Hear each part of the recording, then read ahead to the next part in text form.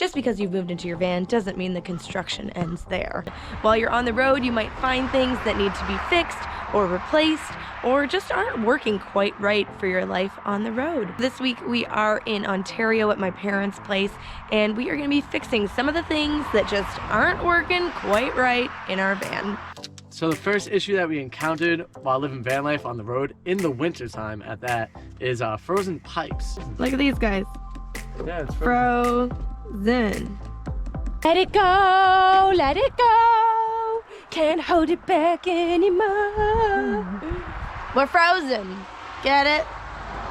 So you have to take measures to take care of these frozen pipes, and one way of doing that is running what they call a heat trace or heat pads on your water system. What you have to do is you actually have to run it along the whole base of it and then bring it all the way to the front area and so on and so forth.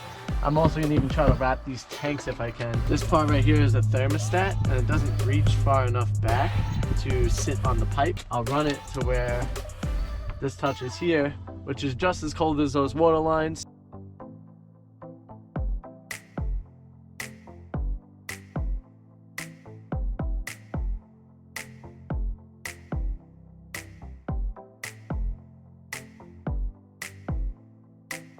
If you guys have been watching our Instagram stories, you'll know that we've been having some trouble with our windshield wipers. We're driving right now on the highway, and our sad little windshield wiper is now destroyed our good windshield wiper. The windshield wiper is currently inside of the car. I don't believe that's where it's meant to be. It's meant to be over here. To fix that, we had to order some parts. This one came broken. So what we've had to do is contact the company, get a new one shipped out, but it means that we're gonna be here for a couple of extra days than we planned because we have to wait for the new part. Changing your windshield wipers on the 2003 Dodge Sprinter is super simple. All it really is a casing, right? You pop this casing up. It's not easy right now. If I can get it up. Something is tight. Alright, well, hold on.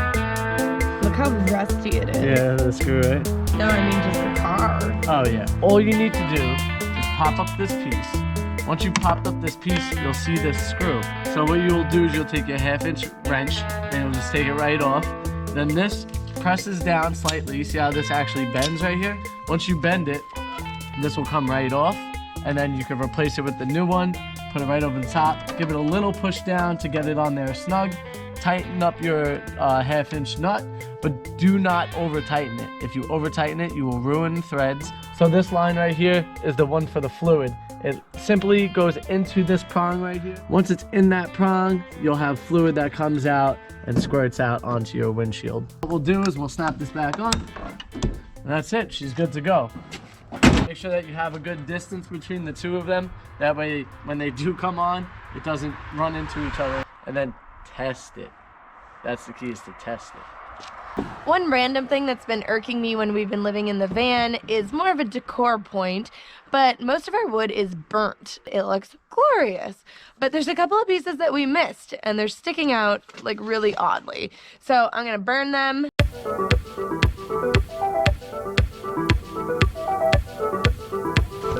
It smells like a campfire. Hey, guess what? You'll never get it. You think they're gonna get it? Nah, I don't think so. Okay, fine, we'll tell you. We're back at the hardware store. Again. Alright, we need insulation. We need Alex's little screws so we can put on. Oh, we're walking in the exit right now. What are they? The jars? My decor. Her decor. She needs her decor. We've got a sword and a shield. And some screws. And some tape. Ew, that one was dusty. No. So it seems like we got everything. Oh, hi. We got everything. We spent more money than I would have liked. Yeah, but so now we're debating if Frank can have a coffee or not. I mean, honestly though, what's $45 Canadian in US? It's like 30 bucks. 35, 32. That's pretty good. That's pretty good. We're doing okay. Yeah, that's pretty good.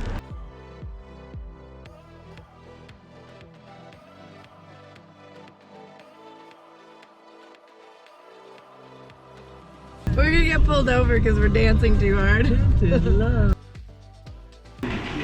Alex patiently waiting. How is it? Not in the budget. That's how it is? That makes it extra good. Good. Something about that one that's extra good. I'm so happy. How come you got the medicine ball? Because I'm not feeling the best. My throat has a little tickle to it, so I gotta make sure I'm good and healthy for when we hit the road. We are going to be making a very delicious vegetarian recipe. I've talked my parents into eating more vegetarian meals, finally. So they've agreed to 1 meal per week, vegetarian. Minimum. Oh, good. You might be inspired. So tonight, what are we making? We're making lentil mushroom Wellington.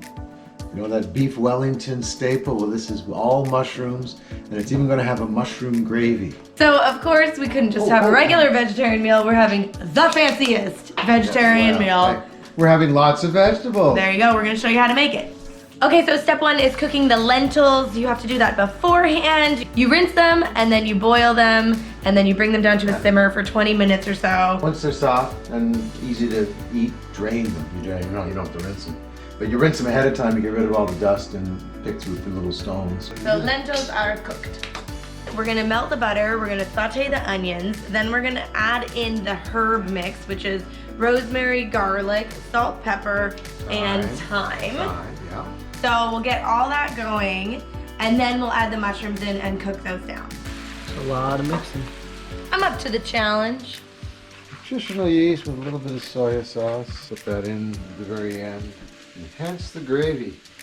So we're just getting a little bit of the liquid off so that we can enhance the gravy. We're lining our baking sheets with parchment paper and then putting out our beautiful from the freezer puff pastry. Once your mushrooms have let off most of their moisture, transfer them all into your lentil pan. And mix it all together. You start cooling everything down. Okay, now take this mixture and put it into the fridge. We're gonna put it into the most Canadian fridge that we could think of. It's good to make like a little well. Push it up on the sides. There's more surface area to cool down. If you guys didn't get that, outside of the fridge. Now we are gonna start to make the gravy. The pan we have the mushrooms in, there's a little bit of liquid on the top that we're gonna put a couple of tablespoons of regular flour. And as it goes brown, you wanna start adding your stock. I can make lots of pretty pictures. You Picasso? Something we told her not to do for many, many years. Don't play with your food. Can't help it. Put the butter in.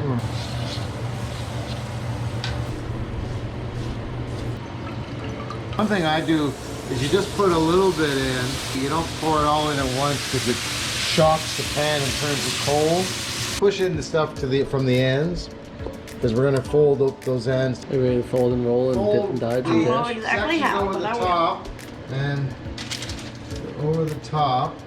God, it might even work, you know that? We're going to egg wash this whole thing in a couple seconds. Once you've got it all nicely egg washed, so now we've got these nice indents, 35 to 40 minutes at 400 degrees.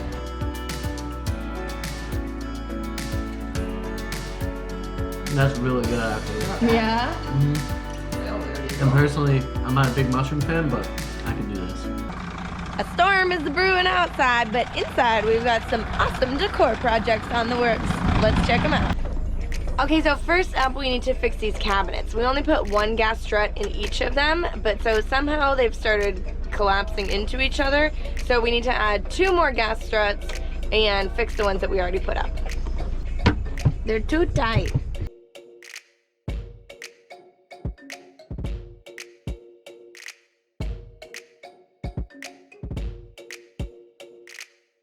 Okay, so this project is all done. We now have 2 gas struts on each of the doors, and they're closing beautifully. But now we gotta get the handprint off. Yeah, I'm moving. The next project we're gonna work on is our hanging storage. We originally thought that this would be a great idea. We put a bar in, it was perfect. but then you put the clothes in and they're so jam tight, they're all wrinkled at the bottom because it's too short, and then it's just like not even useful space at all.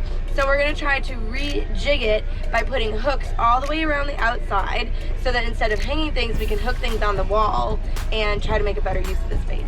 I'm super excited about this next project. We are gonna be installing these glass jars under the cabinets so that we can store dry goods. Give me a high five. Get those there. Yeah.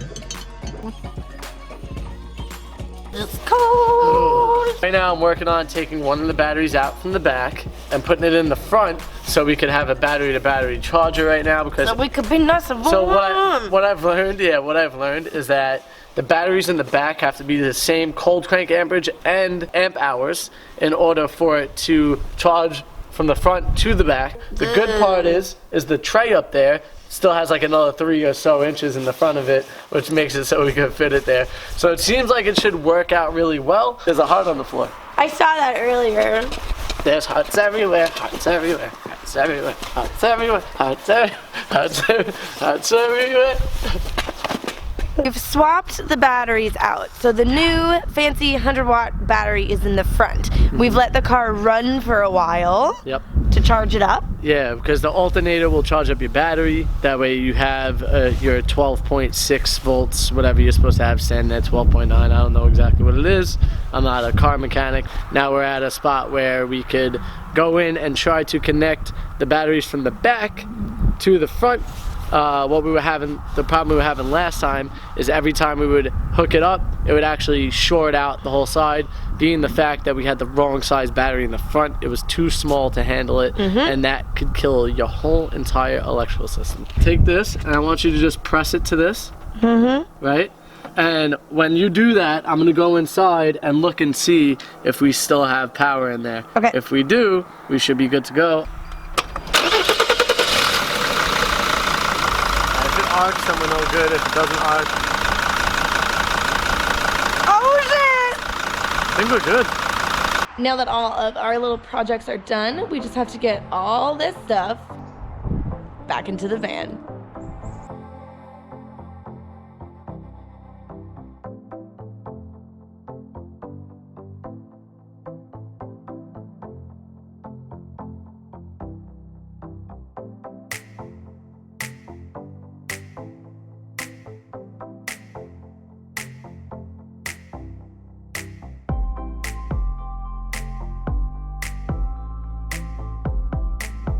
Time to clean.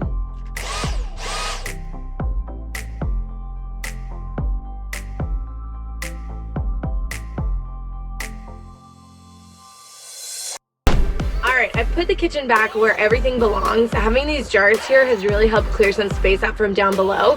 And also, I got another handy dandy rack from my parents that is holding all of our cans. So everything feels so much more organized and spaced out, and it doesn't look like such a cluttered mess anymore. All right, guys, it's time to hit the road. It's been so nice staying with family and friends, and we're really gonna miss everybody. But we have so much adventuring and exploring to do. We've got to hit all the rest of our 71 mountains and then see what the future brings. So be sure to stay tuned for next week, because we've got more van life goodness coming your way.